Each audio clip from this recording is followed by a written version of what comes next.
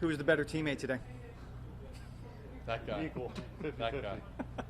I gave him a couple good reads. I gave him bad advice on number 8, but other than that, Sam played beautiful today.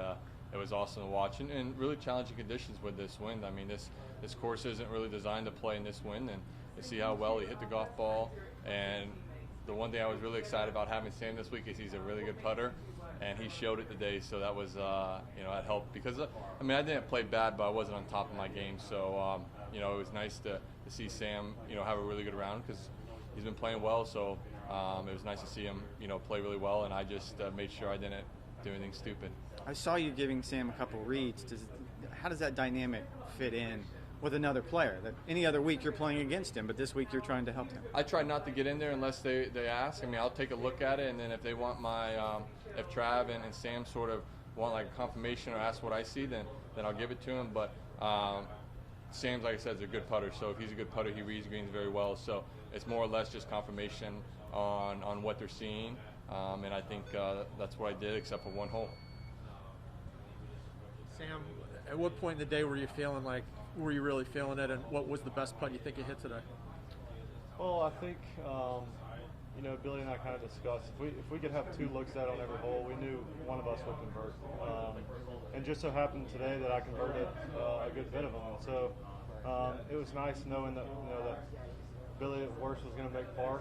And so a lot of times we already had par in, and I still had a chance at it and was able to convert a few, like I said. Really, it's just having that little bit of extra comfort with him. I think his best putt was on number 18, our 9th hole of the day, the par 5. Yeah. I think that was a really good putt. Kept the momentum going. Obviously, we didn't get as many birdies on the front side as we wanted, but I thought that was a really big putt on a par 5 when you're playing 2 guys, you should at least make one, and I didn't make mine, so he did that was a really beautiful putt. How important is it to get off to a good start, and do you think this number might hold up for the rest of the day? Yeah, I mean, it's massive to get off to a good start. I mean, you don't want to feel like you're behind the 8 ball going into the alternate shot format. I can't say, I mean, I think this sort of makes it a little bit easier tomorrow, but it's still a tough format, and it allows us just to be a little bit smarter and not have to feel like we have to go, really low tomorrow. If we shoot a 4 or 5 on the par, that's really good in that format. So, like I said, it's just frees us up a little bit more tomorrow.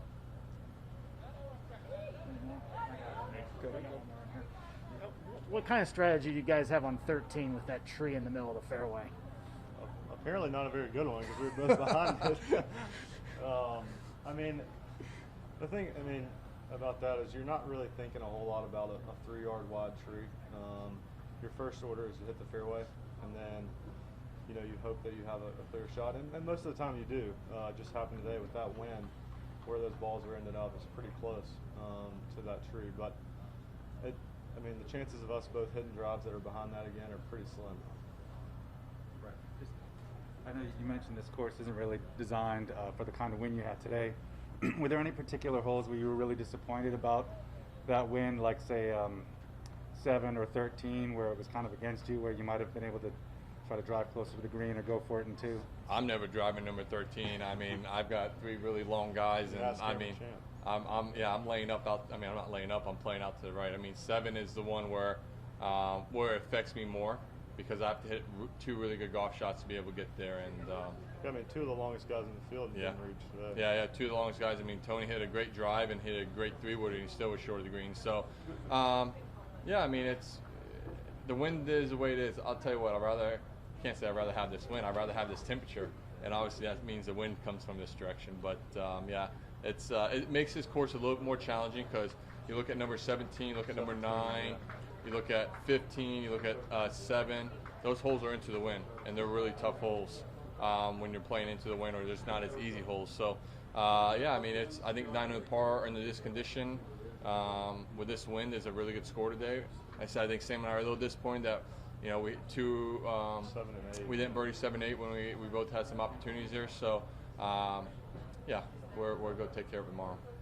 Sam, how much support did you feel out there from the fans? A lot. We heard tons of Go Tigers. That was cool for me.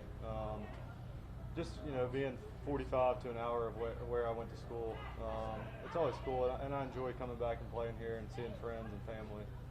So it was really fun for me. On that note, Sam, I don't know if you're probably too young, but do you remember when David Toms won here? I don't know how old you were, but what kind of madness there was with the LSU fans on that course? A little bit. I don't remember watching it, but obviously I've seen videos and all that. So hopefully that'd be cool to follow in his footsteps. All right. How many tickets did you have to get this week? Still Not working enough. on them.